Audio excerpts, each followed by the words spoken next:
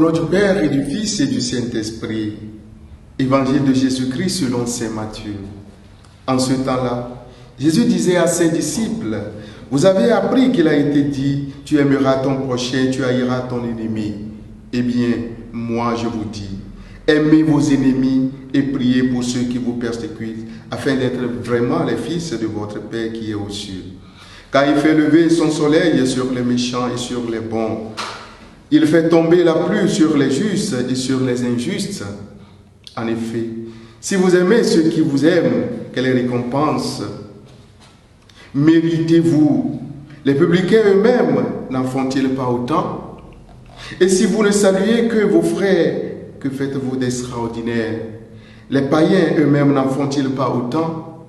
Vous donc, vous serez parfaits comme votre Père céleste est parfait. Acclamons la parole de Dieu. Louange à toi, Seigneur Jésus. Bien-aimés dans le Seigneur, loué soit Jésus-Christ. L'évangile de ce matin s'inscrit dans les mêmes veines que celui d'hier où Jésus fait un dépassement de la morale ancienne en introduisant une nouvelle morale basée sur le renoncement de soi. La métanoïa, une morale surtout charitable, mais qui est assez exigeante. Pour Jésus, en effet, le chrétien ne gagne rien en répondant au mal par le mal. Il n'a aucun intérêt à pratiquer œil pour œil et dent pour dent, pied pour pied, bras pour bras. Cette pratique peu charitable, en quoi au Fils de l'homme est le propre des gens peu éclairés tels que les publicains, qui ont manqué de lumière et qui sont toujours dans les ténèbres de la vengeance et des répliques des temps anciens. Pour Jésus, frères et sœurs, cette époque de vengeance est révolue et tous ses disciples doivent le ressembler et l'imiter dans son amour et l'amour de l'ennemi. Malheureusement, parfois nous ne nous exerçons pas trop à cet amour de l'ennemi simplement parce que nos égos, nos pouvoirs, nos vengeances, nos ripostes nous prennent le dessus, nous aveuglent lamentablement et nous conduisent aux rancunes, à la guerre, à la méfiance, voire même à l'alerte de nos machines de guerre à destruction massive. Posez la question à la Russie et à l'Ukraine, ils vous le diront. Frères et sœurs en Christ, où va donc le monde si la vengeance devient notre seul chemin de vie? Où va donc le monde lorsque l'amour de l'ennemi quitte nos cœurs et parfois même les cœurs, les parvis de nos églises, nos lieux de service, nos partis politiques? Où va donc l'humanité lorsque l'amour de l'ennemi quitte nos maisons, nos communautés de vie religieuse et que deviendront notre monde? Et nos églises, lorsqu'ils seront vidés de cet amour de l'ennemi que le Christ notre Maître nous ordonne en ce jour? La question reste posée.